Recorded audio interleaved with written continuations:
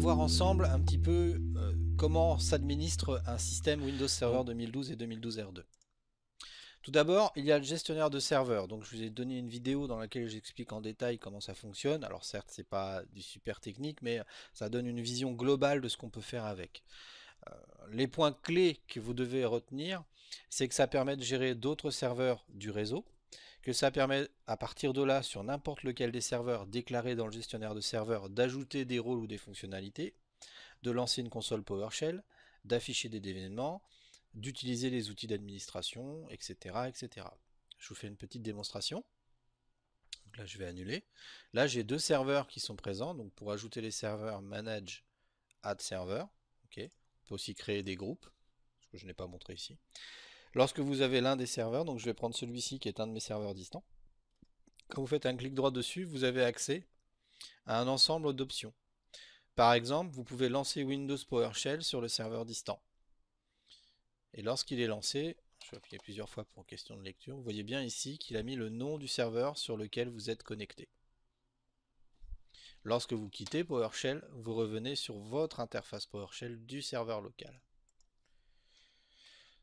Alors, pour faire ça, bien sûr, il a fallu que j'active le Remote Management, hein, ce qui est ici, Remote Management. Par défaut, sur un Windows Server 2012 R2, il est activé. Sur les serveurs 2008 et 2008 R2, il ne l'était pas. Petite subtilité. Une fonction importante que vous avez dans le gestionnaire de serveurs, c'est le Best Practice Analyzer. Donc je vais vous faire un petit retour sur 2003 et antécédents. Quand vous aviez à l'époque besoin d'analyser votre serveur pour savoir si par exemple le moteur web que vous aviez installé était correctement configuré par rapport aux bonnes pratiques qui étaient recommandées par Microsoft, vous alliez sur le TechNet, vous téléchargiez le Best Practice Analyzer pour les moteurs web, donc pour 2IS en l'occurrence, vous l'exécutez sur votre serveur web et vous obteniez un rapport. Depuis 2012, si je ne dis pas de bêtises, le Best Practice Analyzer est intégré au serveur et au système. Vous n'avez plus besoin d'aller le télécharger, il est déjà présent et il est mis à jour au travers des patchs et des Windows Update. D'accord ? Ce qui veut dire que vous êtes à tout moment capable d'analyser le bon état de service des rôles qui sont installés sur vos serveurs. Grâce à ça, vous allez être capable de pouvoir déterminer si vous avez bien configuré votre serveur, s'il y a des alertes qui se commencent à se présenter qui pourraient témoigner d'un problème à venir. Alors, comment il procède pour faire ça? Tout simplement en allant lire les journaux des événements et les logs des différents rôles et services qu'il utilise. Un petit exemple à nouveau du BPA. Donc quand vous allez sur votre serveur, vous prenez l'un des rôles qui sont installés. Donc là je vais prendre le file on storage. Je sélectionne mon serveur et vous obtenez ici le Best Practice Analyzer. Dans les tâches, vous pouvez l'exécuter à tout moment et il vous montrera une remontée d'alerte. Alors je vous montre un exemple sur un contrôleur de domaine sur lequel j'ai roulé ce matin. Et vous voyez qu'ici, il vous met dans le Best Practice Analyzer tout ce qu'il a détecté qui n'allait pas. Donc après, il faut traiter les opérations et éventuellement les corriger. L'exécution d'un Best Practice Analyzer est vivement recommandée lorsque vous travaillez à un niveau de l'architecture ou d'un design. C'est une opération qui doit être faite soit en amont, c'est-à-dire avant de commencer une modification sur un rôle ou un service, soit en aval, c'est-à-dire après l'avoir implémenté pour vérifier que tout va bien. Concernant maintenant la gestion à distance. Alors, il y a une méthode que tout le monde connaît déjà bien qui est le fait d'ouvrir une session à distance au travers du protocole RDP par exemple. Et il y en a une nouvelle qui est arrivée avec Windows Server 2008 R2 et qui est très exploitée avec Windows Server 2012 qui est le Windows Remote Management, le WinRM. Alors le WinRM c'est quoi? C'est l'utilisation de ports spécifiques pour faire passer et communiquer des serveurs entre eux de manière sécurisée. Un autre outil existe également qui s'appelle le RSAT, Remote Server Administration Tool. Cet outil en fait il a un double avantage. Il permet déjà d'être installé sur des clients ou sur un serveur, il n'y a pas de restriction. Et il ne nécessite pas pour cela que vous ayez le rôle d'installer sur le serveur ou le client pour pouvoir être utilisé. RSAT, vous le connaissez peut-être sans le savoir, mais c'est l'utilisation des consoles d'administration en réalité.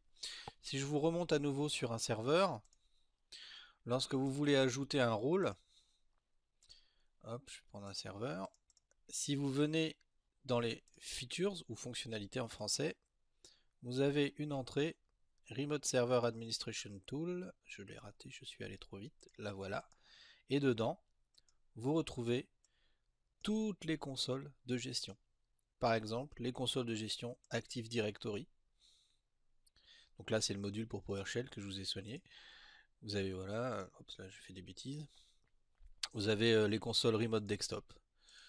Donc ces consoles, quand vous allez les lancer, elles vous permettront de vous connecter à un serveur qui détient le rôle et de pouvoir l'administrer à distance.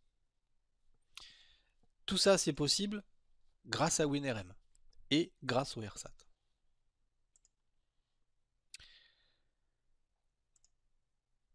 Un petit focus, alors ça c'est spécifique pour la certification. Concernant les services, vous devez savoir qu'il existe un onglet récupération. Vous pouvez donc régler dans l'onglet récupération 4 niveaux d'options. Donc ne rien faire, qui est l'option par défaut.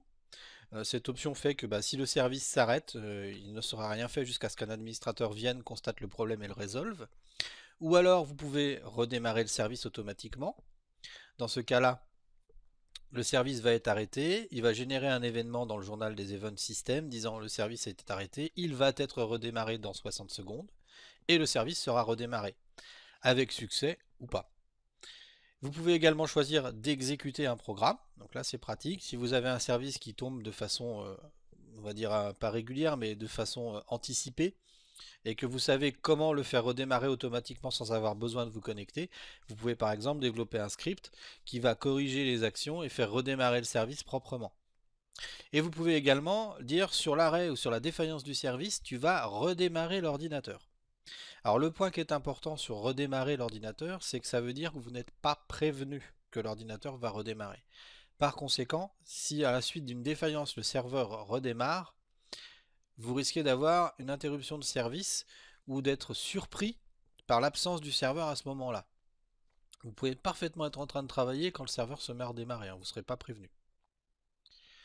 Il existe également 3 niveaux de supervision de la récupération, sur une première défaillance, sur une deuxième défaillance et sur les défaillances suivantes. Et avec ces défaillances et ces niveaux de récupération, vous pouvez également réinitialiser le compteur en définissant les durées. Donc là, par exemple, dans la capture d'écran à droite, le compteur va être réinitialisé tous les jours, donc ce sera immédiatement, et il va redémarrer le service après 2 minutes.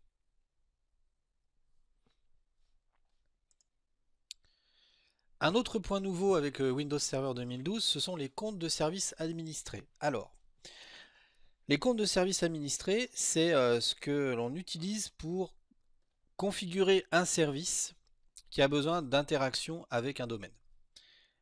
Par le passé, avant que les comptes de services administrés n'existent, lorsque vous installiez par exemple SQL et que vous aviez besoin de configurer les services d'un moteur SQL, vous créiez un compte Active Directory avec un mot de passe complexe.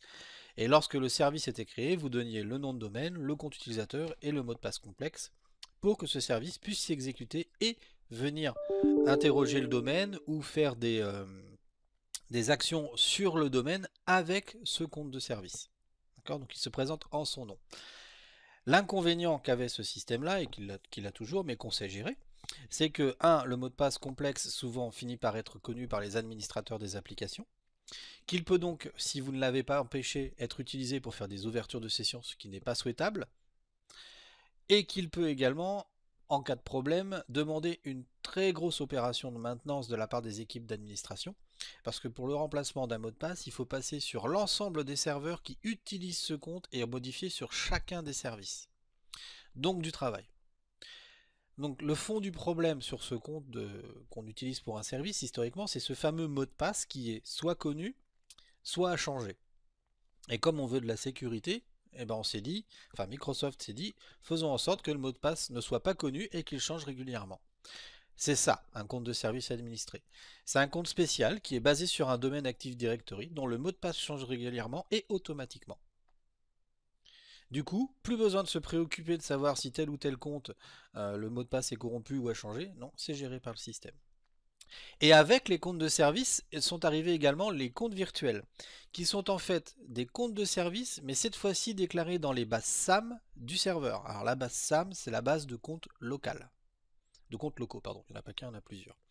Pour vous donner un exemple de compte virtuel, on vous parlera de NT System, de Local Service, de Network Service, qui sont des comptes locaux que vous ne pouvez pas utiliser en compte utilisateur, mais que vous pouvez utiliser dans les services, comme compte d'exécution. Que font ces comptes? Ils sont capables de se présenter à une autre machine comme étant l'ordinateur local. D'accord? Eh bien, le compte virtuel va permettre également de travailler dans un domaine en se présentant au réseau sous l'identité du serveur. Idem, pas de mot de passe requis, ce sera géré par le système avec à nouveau un mot de passe qui change régulièrement et automatiquement.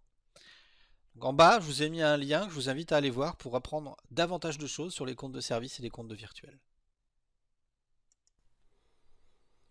Voilà qui conclut notre session. La prochaine fois, nous verrons ensemble l'installation de Windows Server 2012. Je vous remercie tous de m'avoir suivi et je vous dis à bientôt.